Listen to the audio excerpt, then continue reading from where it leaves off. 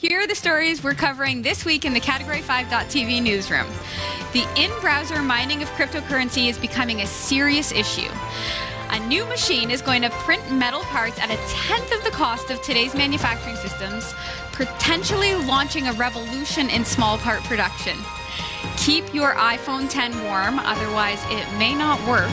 And Intel versus AMD? Forget about it. The arch rivals are working together to bring out a new hybrid. These stories are coming right up. Don't go anywhere. Jeff Weston. Yeah, man. You're building a brand new, beautiful website. What? Aren't you? No. Am I? Oh, you're a terrible actor. What? This is where acting comes into play. Oh, I didn't know we were acting. You're supposed to act. Okay, fair enough. All right. Yeah, I'm building a really cool website. Are you building a really cool website? Just because Jeff is confused doesn't mean you have to be. Visit cat5.tv/dreamhost to sign up for unlimited web hosting for your website with unlimited email accounts, MySQL databases, the latest version of PHP, WordPress, and more, and even a free domain name registration. It's less than $6 per month, so sign up today. cat5.tv/dreamhost. This is the Category 5.tv newsroom, covering the week's top tech stories with a slight Linux bias. I'm Sasha Rickman, and here are the top stories we're following this week. It has now been confirmed the cryptojacking craze that maxes out your CPU is exploiting at least 2,500 websites. A researcher has documented almost 2,500 sites that are actively running cryptocurrency mining code in the browsers of unsuspecting visitors, a finding that suggests the unethical and possibly illegal practice has only just picked up steam since it first came to light a few weeks ago. William DeGroot, the independent security researcher who reported the findings last week, says that he believes all of the 2,496 sites he tracked are running out-of-date software with known security vulnerabilities. He further explained that these vulnerabilities are being exploited by the attackers who then use their access to add code. The code secretly harnesses the electricity and CPUs of visitors to generate the digital currency known as Monero. About 80% of those sites, he added, also contain other types of malware that can steal visitors' payment card details. Oh. It's not just smaller sites that are affected either. For example, when the researcher visited the Australia Subaru page, which contained the code, the CPU on his MacBook began spiking and the fan could also be heard. He says, besides putting a noticeable strain on my computer, the site also draws additional electricity from my office. The arrangement allows the attackers to reap the benefits of my hardware and electricity without providing anything to me in return. There are other indications that the in-browser crypto mining racket is getting worse, too. In a report published Tuesday, endpoint security provider Malwarebytes said that on average, it performs about 8 million blocks per day to unauthorized mining pages. Whew, that's a lot. Okay. Oh, yeah. I know a lot about like the cryptocurrency Bitcoin, but I don't know anything really about... Yeah, we hear a lot about Bitcoin. Yeah. Bitcoin is the one in the news all the time. Right. So what is Monero, and how and why, and does Bitcoin do this too, but how and why does Monero need to leech CPU and Oh, well, I mean, cryptocurrency mining is the process of using many computers, hopefully you have many computers at your disposal to do this, to generate revenue through cryptocurrency. And by doing that, and the way that Monero is doing it is a little different because just the whole nature of kind of the back-end engine, there's JavaScript that's allowing both malicious and good, good, well-meaning folks to mine Monero. They can do this in a browser, which kind of changes the whole kind of idea behind it. So cryptocurrency, of course, has to be generated by mining, which, I don't pretend to really overly understand. It's very, very in-depth, and when you go from Bitcoin to Monero, it's different and, but similar in many ways.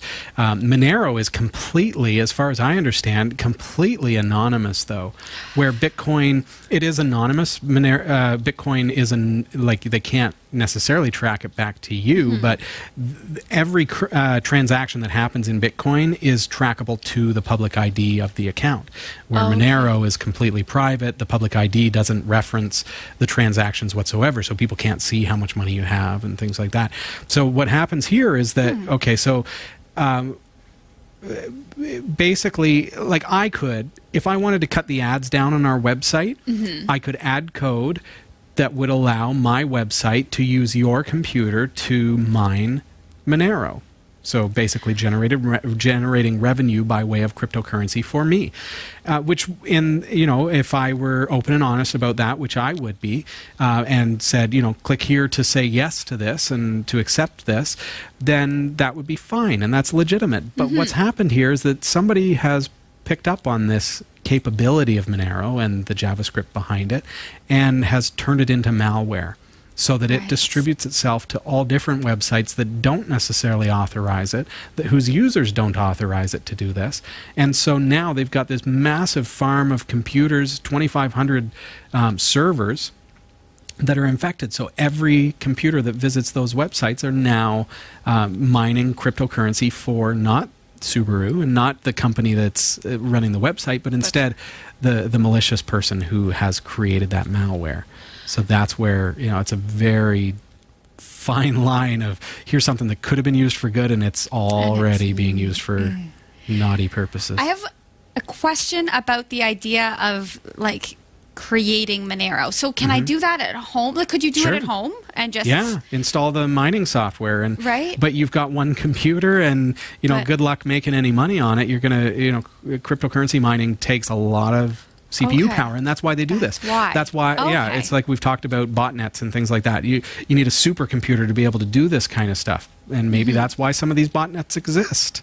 Right. Maybe they're mining currency. I don't know.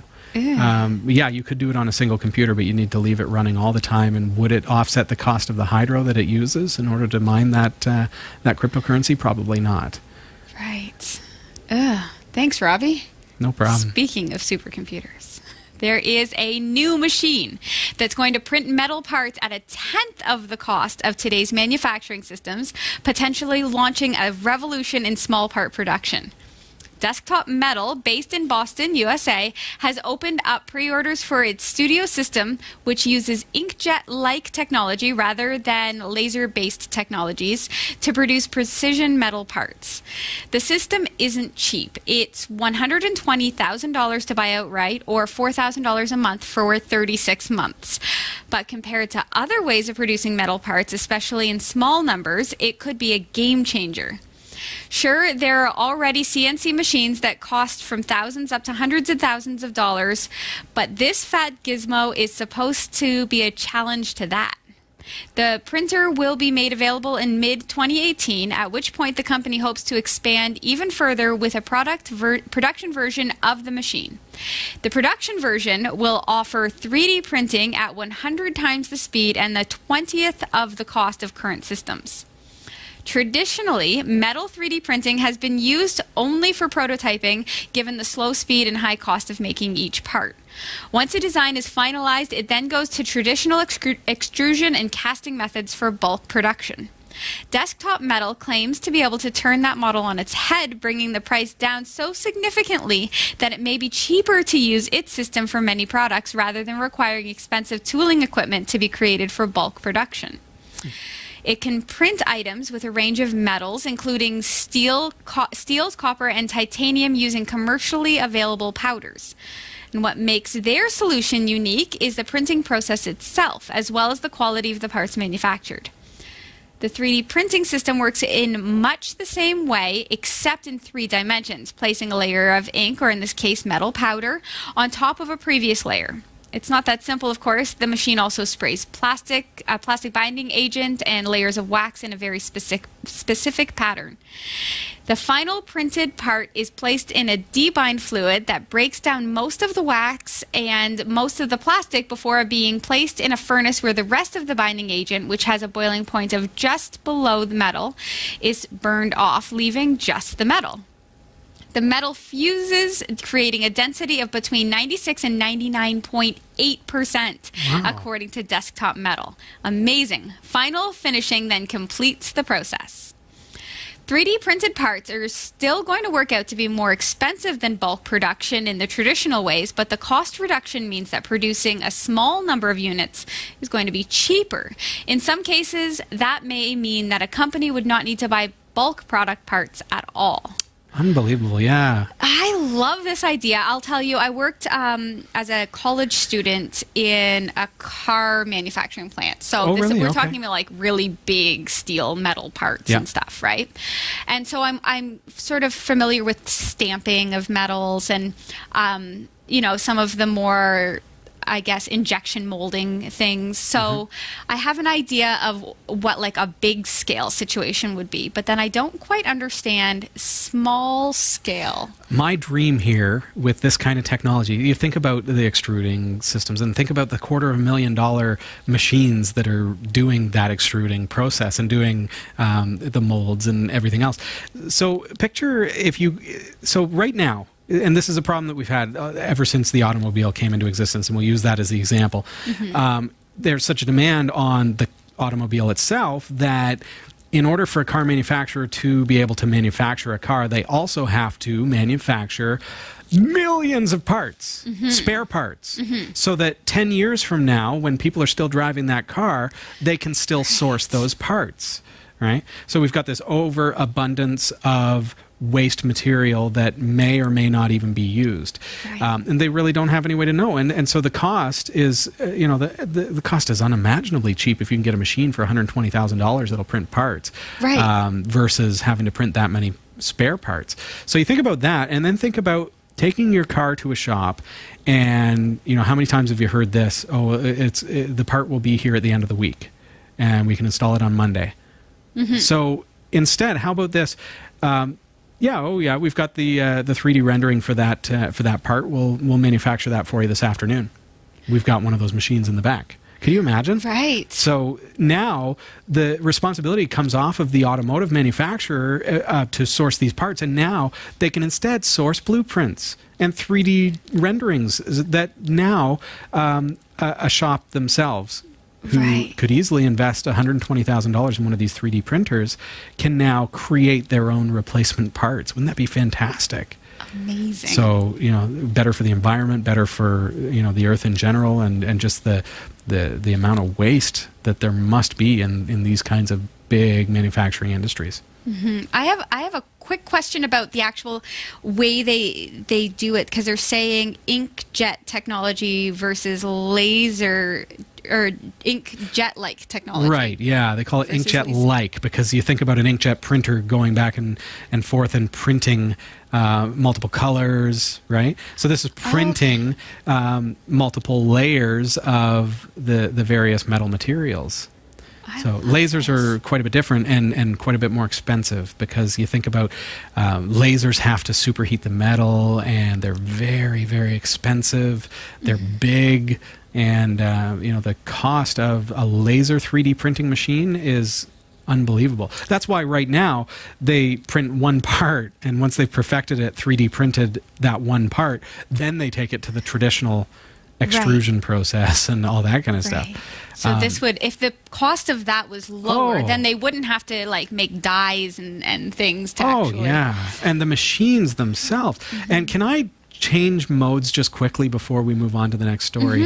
And we're using the example of the automotive industry. On the Super Vet, my wife and my daughter Tally watch a show called The Super Vet.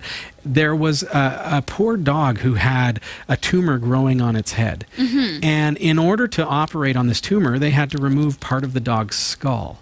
And they were able to save this poor animal, and the animal survived and lived a great life after that. How did they do it?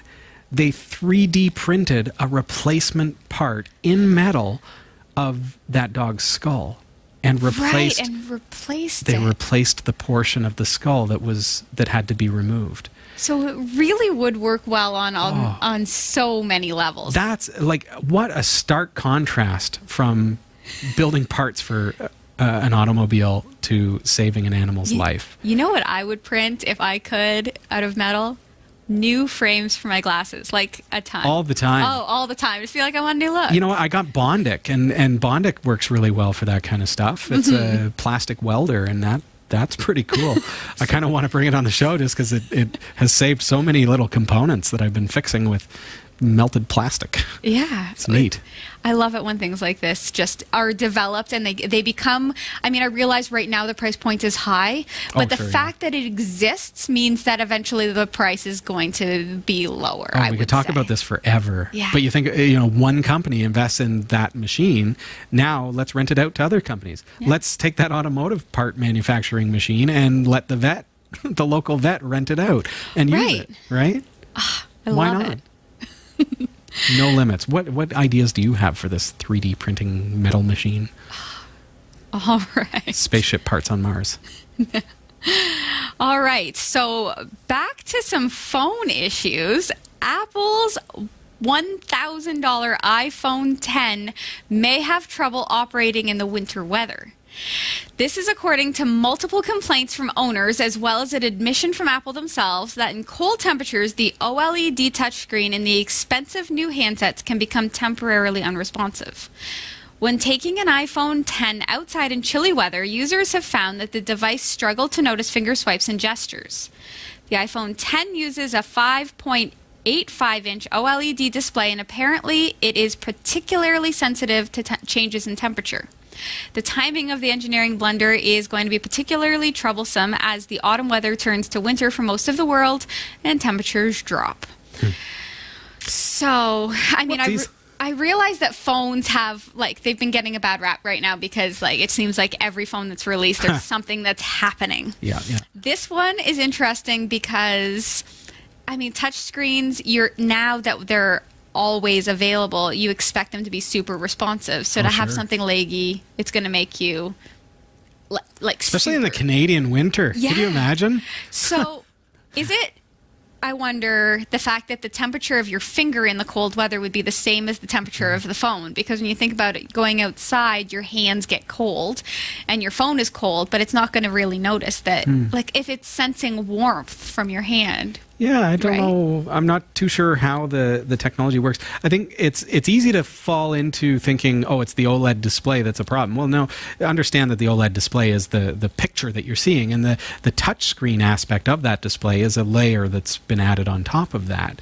Now, Apple has announced that, in a response to this news story and the Reddit discussion that's been going on, Apple responded by saying that they're going to fix it with a firmware update. So, of course, everybody goes, what? This sounds so much like a hardware problem because we're thinking along the lines of an OLED display. And so, it's the display. It's got to be something wrong with the hardware. But think about that layer of technology that's on top of that display that allows the touch sensitivity and the multi-touch and being able to control it with your finger. And so if they're able to release a firmware update that fixes this, then it tells us that most likely it's something to do with the underlying programming of that layer of the device. So the algorithms that essentially sense your touch. So maybe they need to make it more sensitive. Maybe they need to monitor the temperature, and hey, when it gets cold, we need to increase the sensitivity because that layer is, it takes a little bit to come down to temperature or something like that. I'm not sure we don't really know yet what the actual issue is. Right. I'm no genius, I'll tell you, but I am going to just hazard a guess that it has something to do with cold fingers. That's what I think it is. I think it's the fingers and the phone. They're going to tell us that you need to breathe on your hands first before you use your brand new $1,000 iPhone. And I have notoriously cold hands, so I feel like I might not do well with a iPhone 10. This is where you got to get into controlling everything with Bluetooth, folks. That's right. That's where Pixel's got it right. See? Control it with your headphones. That's right. There you go. Intel has teamed up with arch rival AMD to create a powerful new processor. The unlikely pair are working together on a new unified chip that integrates Intel's core CPU architecture with AMD's graphic technology.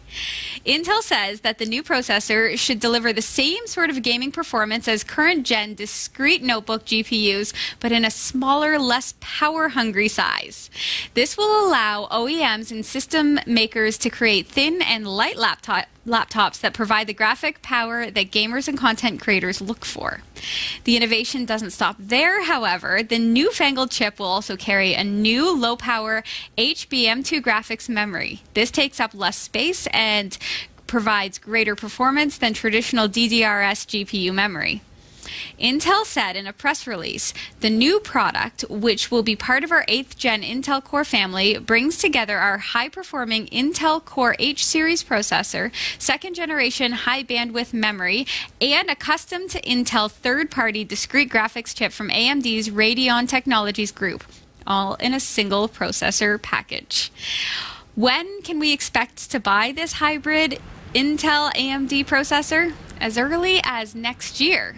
Intel says that they'll be revealing more about the chip, including the branding and devices that make use of it in the coming months. So that it blows my mind that in today's kind of climate that two rival companies would really like kind of let's shake team up. hands Let's and work say, together. let's do this. Let's build something better. And I can already see, like, it's going to be super beneficial. Like, it's going to be amazing. Yeah, how thin do we need to get here, Intel? Well, we need to get to the point that you see in all of the movies, like, where the laptop is as small as a piece of paper. Like, it needs to be... Sweet. It needs to be thin. Sweet. It needs to get, like, ridiculous. The i7 powers, if I'm not mistaken, the Apple... MacBook Air. And that is super, super thin. That's an Intel processor. So if they're saying that, hey, this team up with AMD is going to give us something even thinner. Could you imagine? Oh, boy. That's going to be paper thin for sure. Man, I love life. Big thanks to Roy W. Nash and our community of viewers for submitting stories to us this week. Thanks for watching the Category 5.tv newsroom. Don't forget to like and subscribe for all your tech news with a slight Linux bias. And for more free content, be sure to check out our website. From the Category 5.tv newsroom, I'm Sasha Rickman.